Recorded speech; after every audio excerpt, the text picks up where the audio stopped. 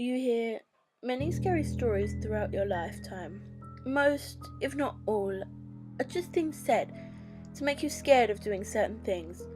Now, this may sound like one of them, but let me assure you, it's not.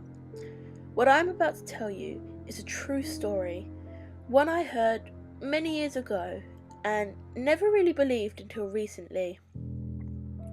We were getting ready to go on a school trip one day in primary school when a fellow classmate of mine told me a story. In primary school, they always tell you to go pee before you get on the coach for a long journey. This was when I was told about a young boy. Many years ago, another class were heading out on a trip, and it was the same drill as always: go to the toilets before you can get on the coach. Now, this boy was known to take a long time doing this in his old school. However, teachers in this school had absolutely no idea. When the teachers did their head count, they must have miscounted and set off with what they thought was all of their students. They did a register on the coach to check they had every child, and when it got to Bobby's name, one of his friends thought it would be funny to answer for his friend. With all the students there, they set off. Half an hour later, little Bobby Reed came out from the toilets to find his class had gone without him. Panic set in, and his heart began to thud, when suddenly he heard a noise coming from the dinner hall down the corridor. He could hear what sounded like knives and forks banging on the tables. Thinking maybe it was lunchtime, Bobby slowly walked down the corridor.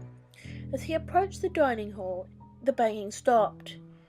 He saw the caretaker standing at the entrance. Seeing the sad look within Bobby's eyes, the caretaker said, "What's the matter, Bobby boy?"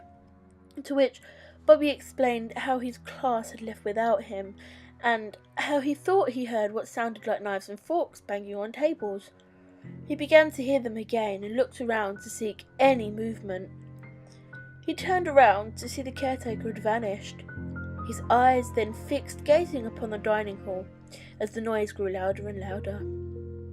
He went to flee, turning around sharply to see the caretaker standing right in front of him, holding nothing but a knife and fork.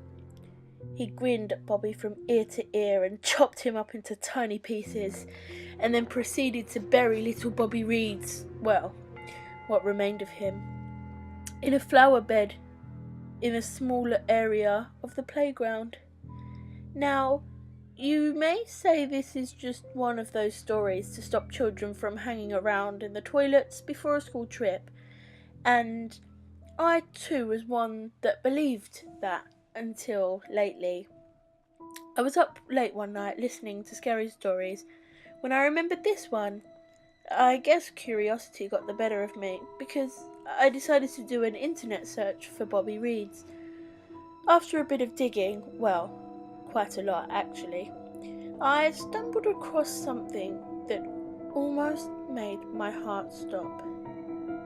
The title of the article read, "Bobby Reed's, schoolboy at Haybrook Primary, aged 8, missing."